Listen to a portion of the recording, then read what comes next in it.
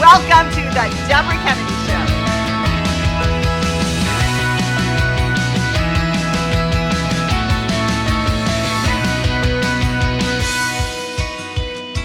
I am so honored tonight to have the most amazing OBGYN in the country, Dr. Natasha Adams Denny, who happens to be our very best friend. Gorgeous. Thank you for stopping by the set tonight. Thank you for having me.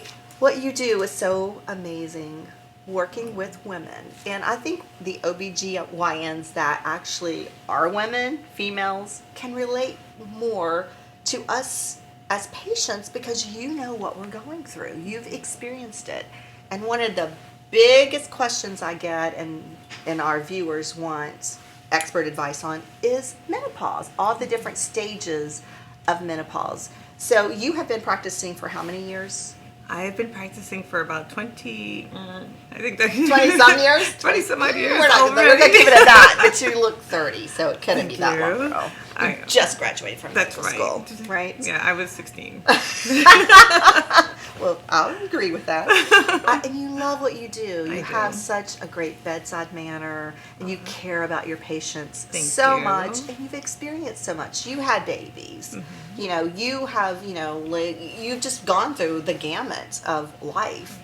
And so when someone comes to you that's perimenopause, that's beginning stages, as well as full-on menopause, there are different stages, correct? There are. I mean, I feel like I've been through everything, like that in the whole book of OBGYN that women go through. I mean, when I was younger and having babies, like you said, like I was like every experience that you can research I would have, and I was like, this is just not fair, because I'm sure that like my male counterparts would just read it in the book, and I used to say, well, why do I have to experience it too? But I do really think that it is a gift and a blessing that I have been able to experience it. And now, sadly, going into the perimenopause and menopause years, I can totally understand what women are going through. And when I was younger, I used to say when women would come and talk about hot flashes and irritability, and I was just like, gosh, it's going to be like awful to get older. But I feel like getting older, like what do they say, aging isn't for sissies. You have to embrace it, and being a woman is like one of the most powerful things and best things that you can, God's graced us with on this earth. So it you just kind of go into it gracefully, and that's what I really want women to do. Because it's better than the alternative. It is. Correct. Yeah. Yes. And it's not terrible. I mean, the way I look at it is it's part of getting, just part of life. You go through your reproductive age, and then when you're not in that reproductive age anymore, it's just a different chapter, right? Mm-hmm. So you have to just embrace it wholeheartedly. Perimenopause, the average age is 46, right? So that means that you could be going through it anytime between 30s and on into 50s. There's no exact age, or there's no exact timeline. Like some people say, well, it should last for about 10 years and then you'll be done. But I remember being in the grocery store looking at like different products that they have to help with hot flashes and all this, and a little 80-year-old woman was there, and she said, honey, don't even bother doing that because I still get hot flashes. And I was like, oh my gosh, like this is never gonna go away. But it's okay, it's just part of it. All it is that your ovaries just decide that they don't want to produce as much estrogen as they normally do when they needed to, when you had the capacity of having children. And so when you have a little bit of the reduction in the amount of estrogen that your body is accustomed to, you feel it in different ways, and every woman is different. So you can ask 100 women and they'll have 100 different experiences. Most people think of that whole menopause thing as you're going in the refrigerator and you're opening the freezer and putting your head in and you're like, I'm dying, or I guess that's how people make fun of it. Or you run outside because you're just too hot, you just want to be like stripped down naked even if you're in a office space, right? Or husbands will say, oh, you're just getting meaner, and all these things are part of it, but it's not all encompassing of what menopause is, right? So perimenopause, like I said, it's the average age is 46, and the average age of actual menopause is 51. So when people start saying like in their 30s, like I'm just having some hot flashes or night sweats or not being able to sleep well, I'm like, well, you're probably in that perimenopause, and again, it can last forever.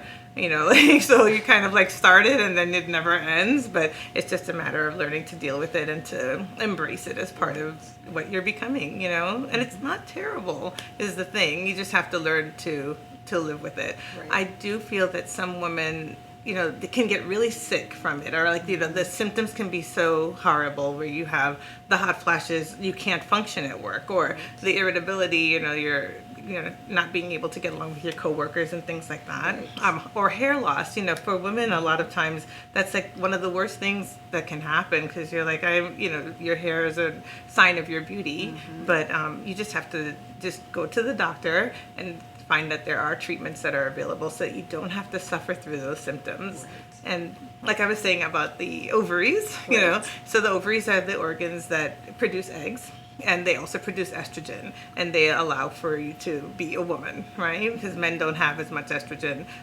There's a whole science thing. They have some, they just don't have as much as women do. That's why we have babies. That's why we have babies, right? And so over time, they just don't produce as much as they would normally. They act like bad teenagers, I think, and sometimes they decide that they want to function and sometimes they don't. When they function, you're fine, everything's functioning as normal. When they don't, that's when you have the hot flashes.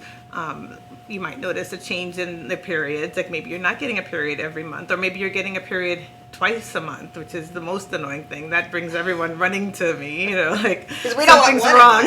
Exactly. Exactly. And then sometimes they feel that they're just the night sweats, the irritability, the sleeping less. That's really hard, because when you don't sleep, you don't feel well. You don't, brain fog sometimes. Right. That's part of it too. And all of those things can be controlled. Some people decide, what can you do? Can you take hormones? Should you take hormones? There was a whole study about 30 years ago where they stopped women from taking hormones. And I really believe that did a disservice to women, because we do need some type of supplementation in order to function in life. 100 years ago, they used to lock women up in asylums, and now I'm like, well, it's probably because they were experiencing menopause, and how unfortunate that all it is. I mean, we are in the 20th century or 21st, which one we're in, but I mean, we have the ability to have the medicine, the science is there. You just have to just be able to go to the doctor, and women are great about going to the doctor. We've done it all of our lives, so just come to the doctor, tell your symptoms, and I'm sure there's something that can help you to get through the those. Trajectory. Like, every patient is different. The symptoms are all different. So you have to talk to your doctor. You do. To find the best protocol for you. Right. And not every path is the right path. And, some people may have a family history of cancer, so they're afraid of taking hormones. But there's still other things that they can do to improve their quality of life. Right. And really, that's what it's become. It's like, your quality of life is the most important thing. You have to you're on this earth, we're here to make a difference, and we're here to function and be happy as best as we can. And you just want to be happy and functional, be present for your children or whatever it is that you have to do in life, and not suffer. And there's definitely medicinal things that can help with that. Exactly. And the one thing that most women talk about is the vaginal dryness. Yes. Because when your hormones are less and the estrogen's less, that happens. But also, that's something that can be controlled. It can be. So vaginal dryness is something that can be fixed. There's a lot of over-the-counter things that you can use. Some are water-based, but there's actually estrogen. So people look at the estrogen pamphlet, and if you're afraid of estrogen, right, which, some people have a reason to be, then they say, oh my gosh, it's estrogen, I can't do it. But there's different. Again, you're only doing it twice a week. The way I tell patients is that it doesn't get absorbed into the body. It's less than 2% absorption. If you use a vaginal cream, say twice a week, it helps so much with vaginal dryness. I mean, some people describe that dryness as potato chips, and I'm like, the worst. I can't imagine my vagina feeling like a potato chip, but I understand that that sandpapery type of feeling, and of course intercourse. Who wants to have intercourse with sandpaper vagina? So the way estrogen does help with that, and it's like toothpaste. You just smear it in the vagina twice a week, and that does help to make a world of difference. It's almost life changing for some patients. Right, and it's ask your doctor because you are the expert. Okay, so I'm going to jump to another topic. Okay. There are so many women that are in their 40s, 50s, 60s, 70s, 80s that have jumped back into the game of dating. And with that is decades of not dating. And men that have, dated or not dated, been in relationships, 4 or 5 marriages, and sexually transmitted diseases of all sorts are out there. So how would you guide patients or direct them when they're beginning to get back in the dating world?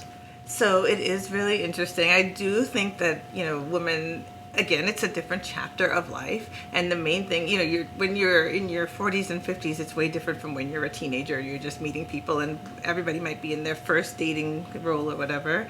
But as you go along in life, you do have baggage that collects, and sometimes you have infections that may collect, and your body just holds on to them. A lot of the viruses that are around now, they kind of hide in your body. And what are some of the viruses we should be? So the main virus that, those 2 viruses that people should be aware of. Number 1 is HPV, which is human papillomavirus, and what that does is it causes changes in your cervix and your cervical cells, and kind of give you like a predisposition to cervical cancer.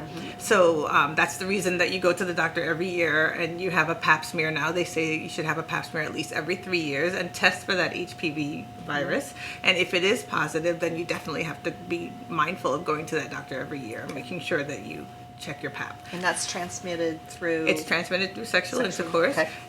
Usually you have that Gardasil vaccine now, which is a series of 3 that they try to give to most middle school children. But everybody talks about vaccines and all, viruses and all this, but HPV vaccine, if you get that vaccine before the onset of sexual activity, it's almost 100% protective against the human papillomavirus.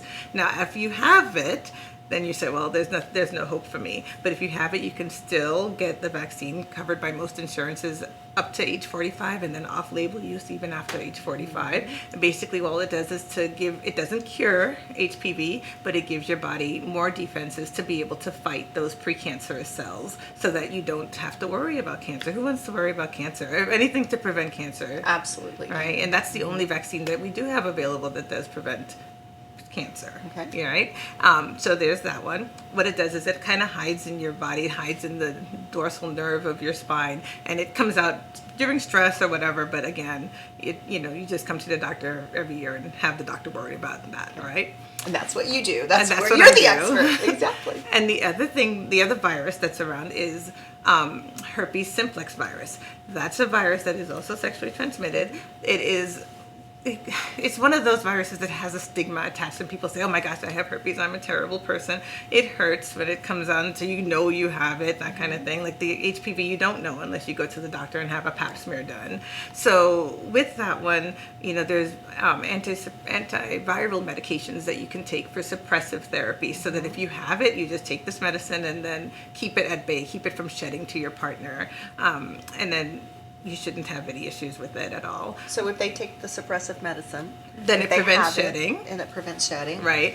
But it's very possible that your partner might have it too. They say 90% of Americans have been exposed to the herpes simplex virus at some point in their life. You could have had your grandpa kiss you when you were an infant, and then that virus just went and hid inside your spine, and then now here it is, and everybody's like, oh my gosh, where did I get it? You may not have gotten it from your partner. You may have gotten it from granny or grandpa. You don't know. You don't know. But be aware of it. Be aware of it and just be mindful, and be open Practice with safe your sex, probably. Yes, definitely condoms are very, very, very important to help prevent the spread of sexually transmitted infections, and be open with your partner. I think the best relationships, and from what I hear now, everybody, they can exchange, like, well, I went to the doctor and this is my report, and or we can go to, like, it's a date to go to the doctor and get those those vaccines and viruses checked and make sure everybody's on the right page. And I'm just going to say, if both partners want to have sexual intercourse, Yes. they'll be like, oh, sure, where do I sign up? The other, oh, sure, where do I sign up? Because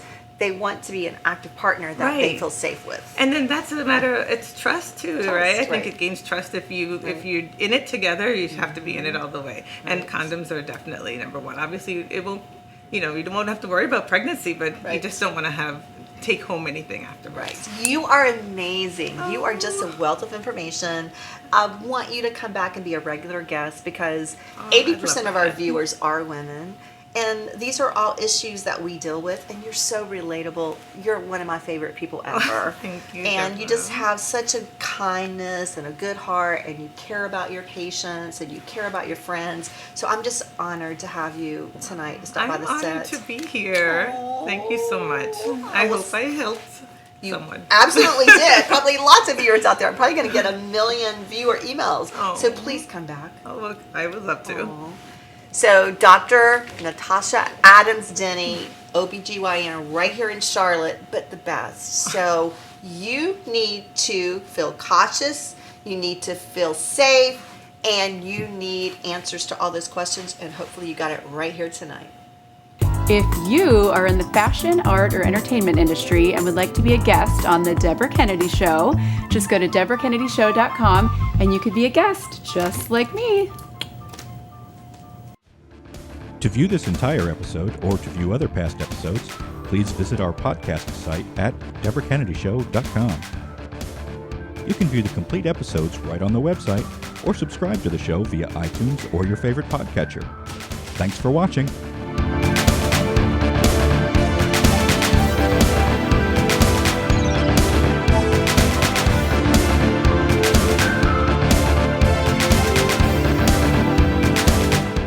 Do you ever feel like you're just not being heard?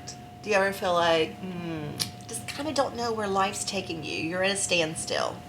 Well, tonight, my very special guest, Miss Jennifer Busco, is an energy healer, and she's here on the set. Jennifer, I love Hi. all the things that you do. So welcome to the Thank you. set. Thank you, Deborah. Thanks for having Oh, me. when I read your bio, I was like, she is what every woman needs. Amen. Amen, sister, because, we are all at different spots in our lives and what we need. But the one thing that you said I hear a lot of women say is getting in touch with their authentic voice. Yes. Not just yourself, but your authentic self. Because sometimes we are programmed to do what other people think we should do or how we were raised, what we should do, or in the box. So how do you get women to be more of their authentic self? So I think it's very natural for us as humans to pull things up into our minds and do sort of what I call mental gymnastics. So if we're making a decision in life, we're like, well, I think this should happen, and logically I should think this. And what I do in my sessions is help people get into their authentic emotions and feel what they are feeling rather than thinking and analyzing. Because your authentic emotions are connected to your intuition, and your intuition's connected to your higher self. And your higher self, in my opinion, wants what's best for you and knows exactly what you desire. So your emotions are an internal guidance system for you. And so getting in touch with what you feel and then voicing it is everything. So I love that you said that. So that will lead me into this. Tell our audience out there, what exactly is an energy healer? So energy healing is channeling high vibrational energy into the client where low vibrational energy exists. Or in other words, putting love into your body where you're storing fear. Fear meaning stress, fear, worries, stored and stuck emotions, unprocessed traumas. And so I'm sort of like a straw. Like I like to think of myself as like almost like a McDonald's straw, really wide, and the energy just comes through me and out my hands or around me and then into the client. And then the energy goes to the places that are needed. And so as an energy healer, I can sort of feel what needs to be addressed in the body, but it's really divine in the sense of where the energy goes. And so the energy can help with physical ailments, and it can also help bring awareness to root causes of issues in relationships, career, work, abundance, and relationships with yourself. So basically, a lot of people have therapists, psychiatrists. Basically, it's an energy, Yes. same thing, but just through your own energy. Yeah. I have my friends, and I was so excited to have you as a guest. Oh, Thanks, thank you. Valerie. Thanks for having me. But in LA, it's like a thing. Everybody has an energy healer. It's I mean, becoming more well known, which is really Right, amazing. yes. And so I'm trained as an intuitive guide. So I use my intuition to guide the client towards the root cause of whatever they're suffering with, whether that is a relationship or something else. But ultimately, it all boils down to the relationship you have to yourself. well, it also all boils down to your childhood. Yes, like everything 100%. goes back to your Subconscious childhood. beliefs. Subconscious. I'm huge into that. Right. That's typically in every session. It gets boiled down to some sort of pattern that's happening as an adult that was happening as a child, and the client's just really comfortable and familiar with that pattern, but a lot of times that pattern, not so bueno. Right.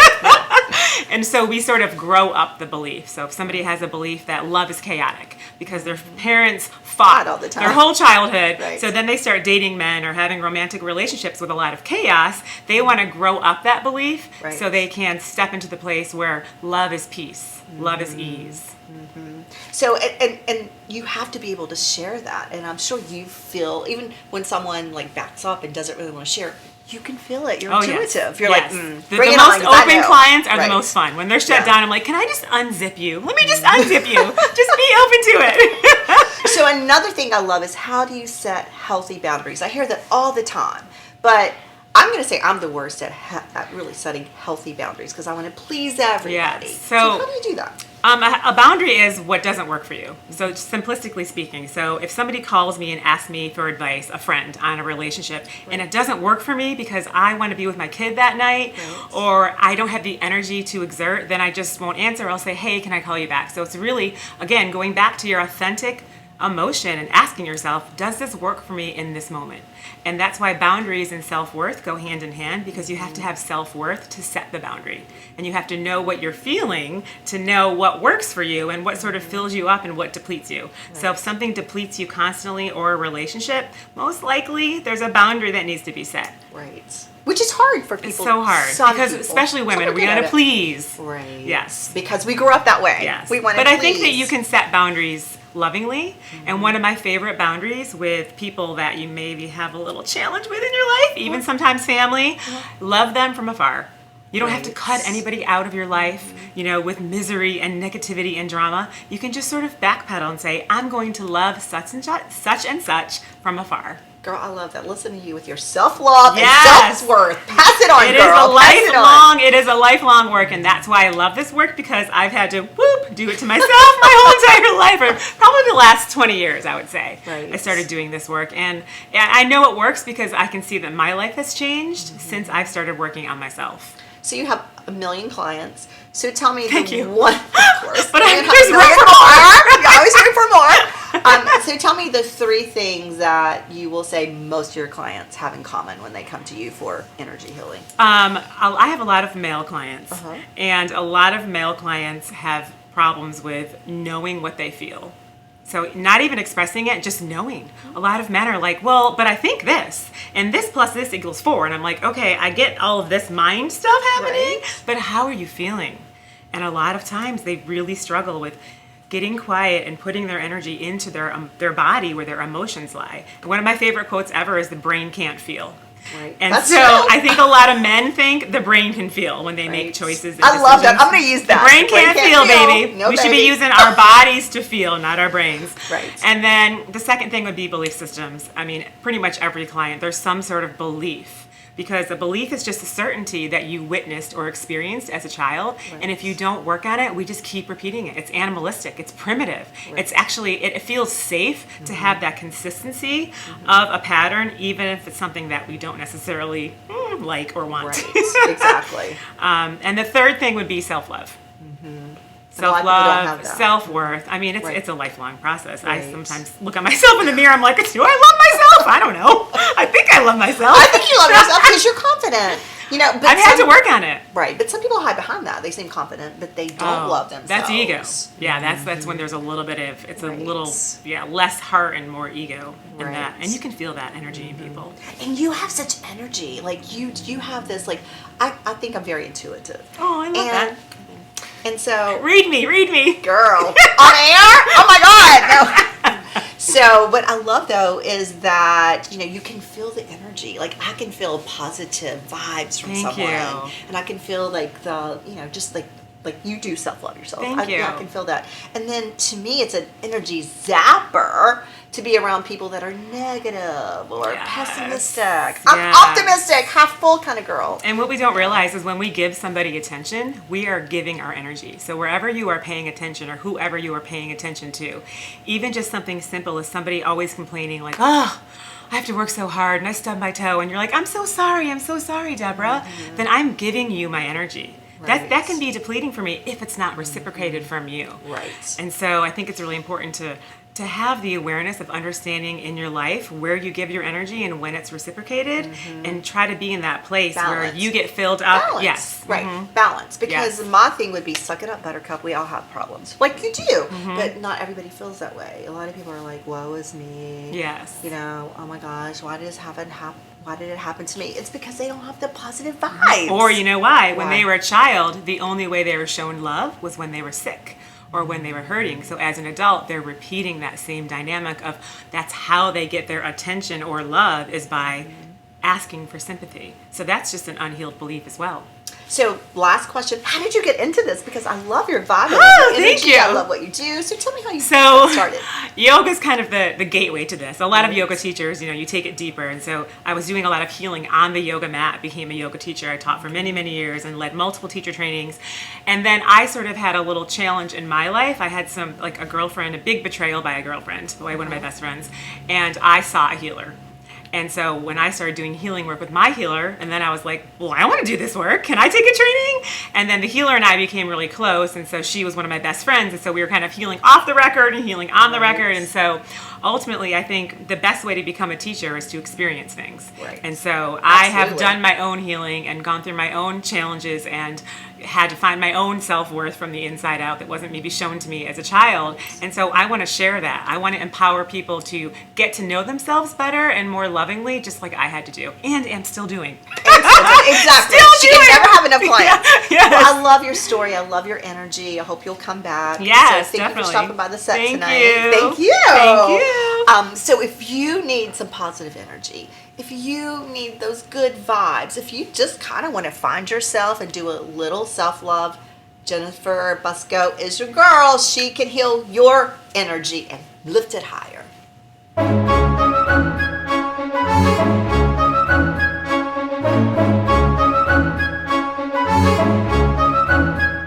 If you are in the fashion, art, or entertainment industry and you would like to be a guest on the Debra Kennedy Show, go to www.debracannedyshow.com and you can be a guest just like me.